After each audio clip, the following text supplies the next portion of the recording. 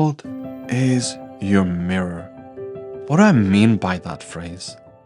What I mean by the world is your mirror is that the world will always reflect things back into you in accordance to where you are at in your life, with your character, with your desires, with your emotions, with your thoughts, according to your beliefs, according to your perception, according to the way that you view yourself and the world.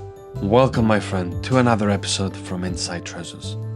My name is Phoebus, and I love to challenge myself and those around me for the purpose of growth. I am here to help you heal, change, and grow. That lens filters, that lens of perception, filters the way that you see the world. We don't all see the world in the same way. There are certain things that overlap and we all agree. And some of us agree and some of us disagree. But at the same time, when it comes into your personal life, into the way in which you move through life, into the way that which you relate to life, in the way that you relate to the world out there, and how you relate with that and with yourself, the things that you will notice outside of you are actually the things that you're noticing that are inside of you. If I get annoyed, for example, by someone about something, there can be the genuine times that it just what they did was annoying, right? But at the same time, there's something in me that relates to that.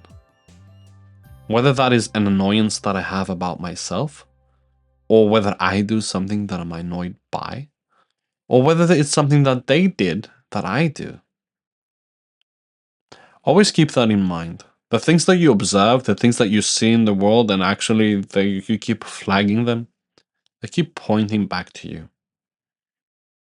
They keep pointing back to you, especially the things that cause you a lot of pain, especially when it comes to relationships. Relationships, oh my goodness, they are amazing. They're just like such a huge catalyst in you seeing yourself. You get into a relationship, things are good or things are bad. And then all of a sudden things get even worse or even better.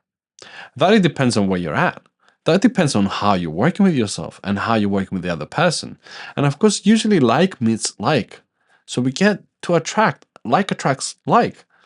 And we get to see parts of ourselves in other people. They get to mirror ourselves and we get to mirror them.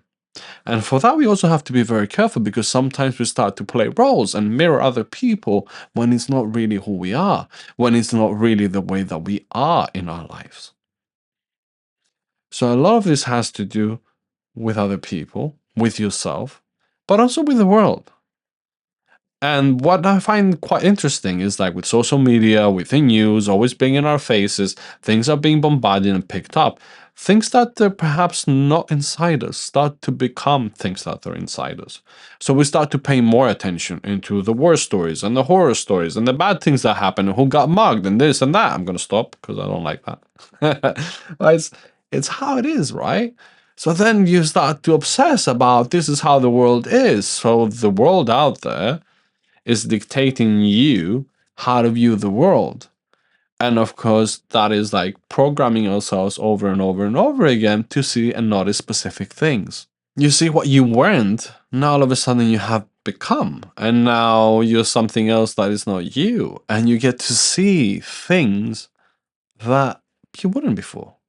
At the same time, the other things that keep repeating over and over and over again. Why does someone always keep interrupting me when I speak? Why does always this happen? Why does someone always criticize my work? Why do I have to feel this way? Blah, blah, blah, blah, blah. We have these things that are repeated, right?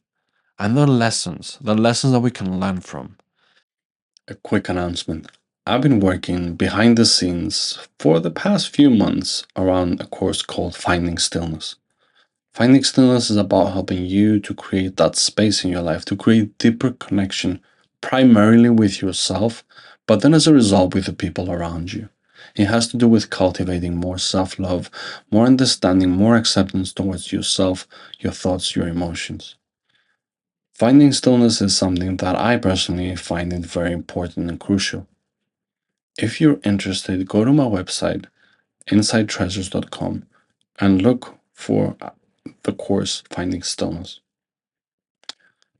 Finding stillness is about pressing pause in life, about you finding the time and the space and cultivating that and create that in order for you to experience a moment of bliss which you get to create, a moment of space, a moment for you where you can sit back and actually see your life for what it is. It's about presencing yourself in what is going on every single day, in every single moment. That doesn't mean this is what you will do, because in a way that can also sound tedious. But it's about improving the quality of your life by presencing yourself more and more and more. And there's so much abundance of gifts that comes as a result of you being able to do that. So if you're interested, go to insidetreasures.com, look for Finding Stillness, and I will see you at the course. Thank you, my friend. The more emotional stirred you get by something, the bigger the board it is about the lesson that you need to learn. Right? It's like it happens there. The more it stirs you and moves you emotionally, you're like, oh my God, I can't handle this. The more this is like, look here. That is the sign. That is the mirror that I've been talking about. The world will show you. It's like, look within. There's something here that doesn't add up. There's something here that is out of line. There's something here that moves you from your congruence, from your being, from who you are, into who you're not. But there's a slanted view. There's a belief there. There's a wound there. There's a trauma. There's something that you need to work with. And that's why these things come up and they point the arrow and they tell you, notice here what's going on. Work with me. Work with this. See it for what it is. Experience it for what it is. Without re-traumatizing ourselves, without being in the sense of pushing ourselves and then making things even far worse. Because then again, you're repeating the pattern in a different way. So what you see in the world outside of you mirrors you. So next time that something comes up, next time that someone says something and you think, oh, that's rude, or that's this, notice yourself. Oh, that's rude. And it's easy to judge. Oh, that's rude. You shouldn't do that. But then when you reflect back and think, have I been rude in my life? Yes, you have. I've been rude in my life. Okay. Am I being rude now? In the immediate context? Have there been times that I'm actually being rude and mean to other people? Am I being mean to myself and rude to myself? Because that's an interesting topic. It's like, oh, no, I would never be rude to somebody else. And it's like, are you sure? And then it's like, are you being rude to yourself? I really love this context. I really love this play because often, especially in the context of coaching, you start to see that whatever you see out there is in here, right? And thinking about that. Now it brings me, I was having a conversation with a client and we were talking about this context and they just started telling me stories about how their life was and, the inconvenience that they had there. It's more when you do it experientially rather than mentally, what I'm saying, that makes sense. Because now I'm just using generic examples, but when we have that one-to-one conversation, we dial in into what is relevant to you. And we can pick and draw out the things that actually they show up and they resonate with you. They have a resonance and it's visible. It's easy to see. And you can sense it as well. It's not like I can see it. You will. But then when you draw that out, and then when you start to weave in and see, whoa, that's a long thread. And of course, with that, there's a process. We go deeper and deeper and deeper and deeper and see where things are coming from and see what has been hidden and we have been unable to see. Because the world is a mirror, but at the same time, it can be a foggy mirror and we can't really see what's going on. We see one thing, but actually what's behind the mirror is something else. And that is where it gets confusing because we see the world, we see the world, we see the world outside, outside, outside. And then what happens on the inside? We're outside focused. But the outside is trying to come in to reveal things. For the next week, notice how your life unfolds. Notice what emerges in your life. Notice the things that stir your emotions. And try to understand, again, spectator view.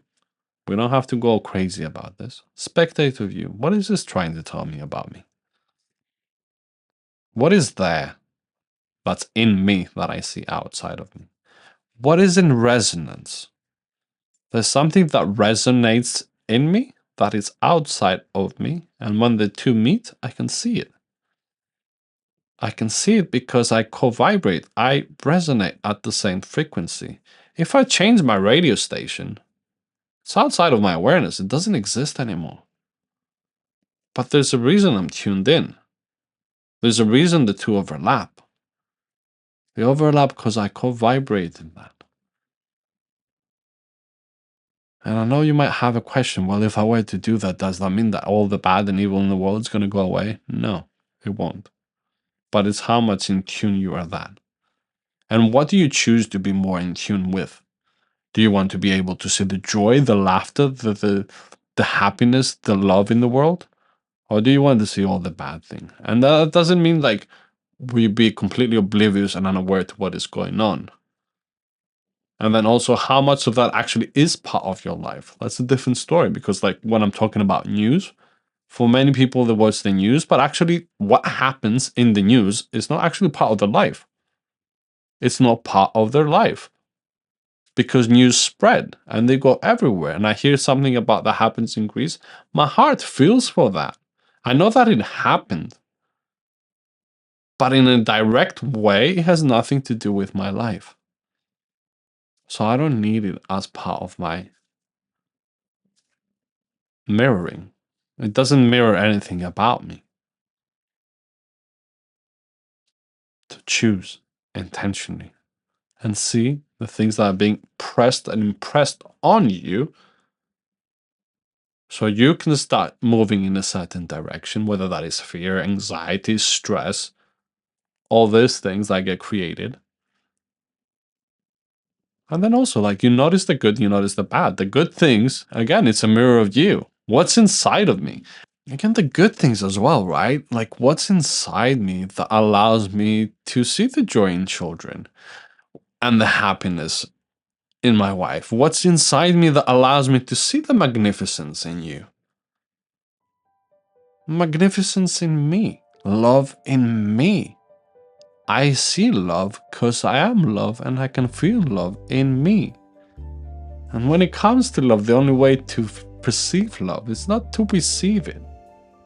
It's to start loving. It comes from within. That's a completely separate episode. But there's something in me that allows me to see what's out there. Allow those thoughts to come in and play with them. Play with this concept. Play with noticing where the world is your mirror. Play noticing where you are mirroring the world.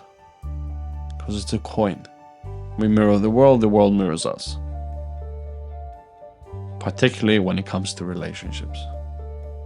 Thank you, my friend, for tuning in to another episode from Inside Treasures. My name is Phoebus, and until next time, my friend, let peace guide your life, let love guide your heart, and reason guide your thoughts.